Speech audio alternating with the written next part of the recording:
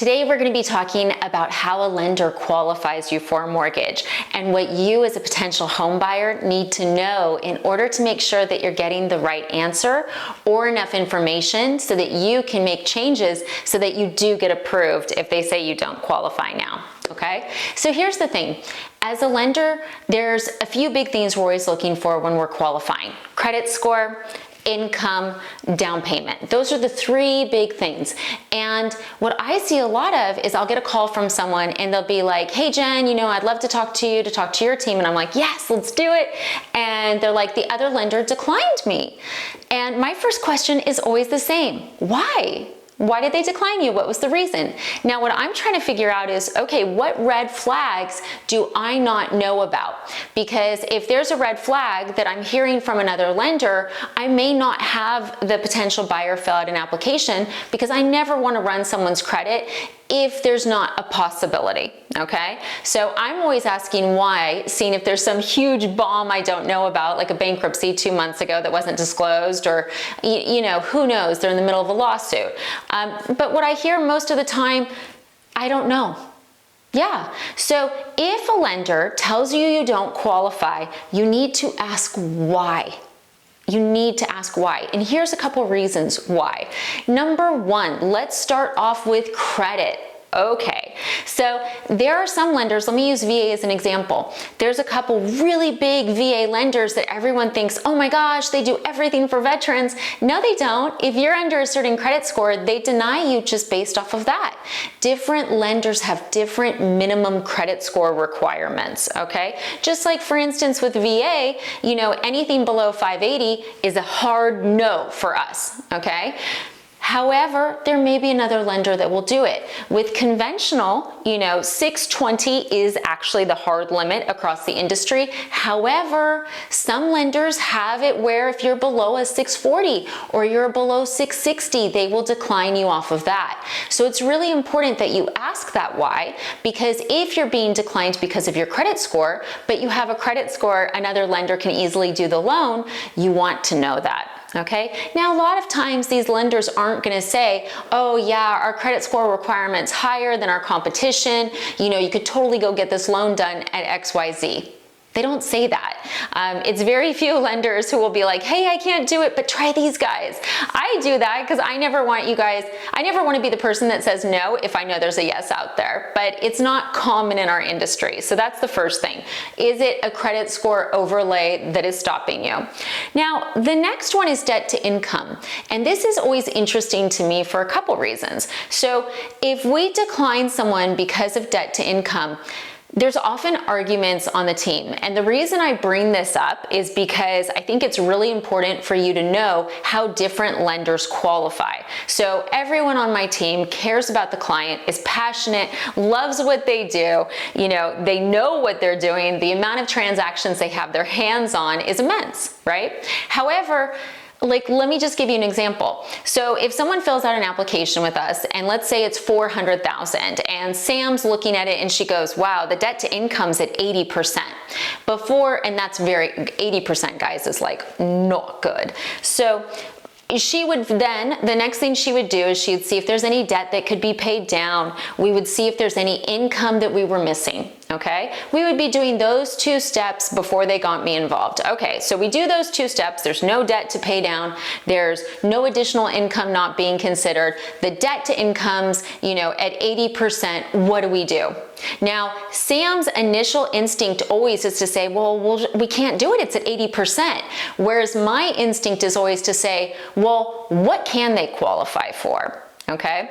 And then Sam will be like, but Jen, they already told me like they have to have this amount or they can't buy anything. And I'm like, well, they don't qualify for that amount. So let's tell them what they can.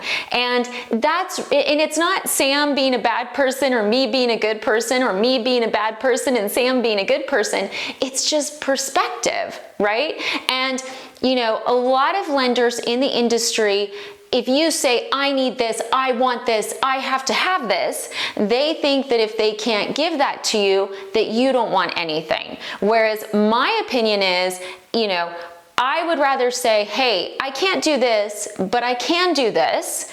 And I understand that that's not what you would like. However, if you want to get to this, here are the steps we need to take, okay? That is not normal in our industry. Normally, you're just going to get a, you are declined. Okay, so if it's because of debt to income, the next question you always want to ask is, well, what could I qualify for where my debt to income would be in line? Okay, and people, you know, I'll get it too, where I'm like, hey, you know, look, I know you wanted 400, but I can only get you 300. And they'll say to me, well, I can't buy anything then. And I'm like, look, that's totally fine. You know, why don't you think about it? You know, reset your expectations or start making these steps so we can get you to the price point that you think you need to be at. Half the time they come back at that price point that they qualify for and they have found something. So a lot of what happens is we have in our head that we have to be able to qualify for XYZ or we can't buy anything. And it's not accurate. It's just that's what you've been looking at. You've been looking at that price point, so you think you have to do that price point. You haven't really deeply explored the other price point. And the bottom line with debt to income is you want to be able to afford that monthly payment and still have a quality of life, okay? So if a lender says your debt to income is too high, you want to ask, you know, what could I qualify for? Now, it happens where people literally do not qualify for anything because of debt to income. A situation would be, we'll see that if there's a lot of income we can't count. Like let's say you just started making commission income and that's the bulk of your income and you've gotten it for 2 months, that would be a problem. If you're self-employed and you write off all your income and we're trying to do, you know, a traditional loan, not a bank statement loan, that can be a problem. Or, you know, sometimes people are in so much debt that the car payment, the credit card payment, the personal loan payment, you know, that takes up all of their available money. And in that case, you know, there are cases where we can't because the debt to income's too high. And that's a real wake-up call. If someone says literally we can't, you know, it's the car payments, it's this, it's that, that is your indicator that you need to start getting real serious with that debt. You know, I have mixed feelings about Dave Ramsey. I love him, but some of this stuff makes me really uncomfortable. But the baby steps program for rolling down your debt is really good, and it's helped so many people of all income levels across the country. So I do highly recommend checking out that program. However, when you're doing it, do not close every credit card, because I do need you to have a credit score for a loan. For most loans, we have the ability to do no credit score loans, but the rates are not as good as if you had good credit. So, okay, we did credit, we did debt to income. The next one, and debt to income ties in with employment. The next one's going to be down payment. So, this is a tricky one. I don't run in, like, I think there are down payment assistance programs, and I did a video about that a couple weeks ago. And, you know, if you qualify for a down payment assistance program and you have no money to put down, fantastic. That's what you should be pursuing. If you're a VA loan, you don't need to have money down. Now, the VA loan thing can get a little bit tricky because, you know, in practice, would it be good to have a couple $1,000s in your bank account? Yeah, it would. But have I seen and been able to get veterans into a house when they have $250 in their bank account? Yeah, I have. So I think VA loan's a totally different world.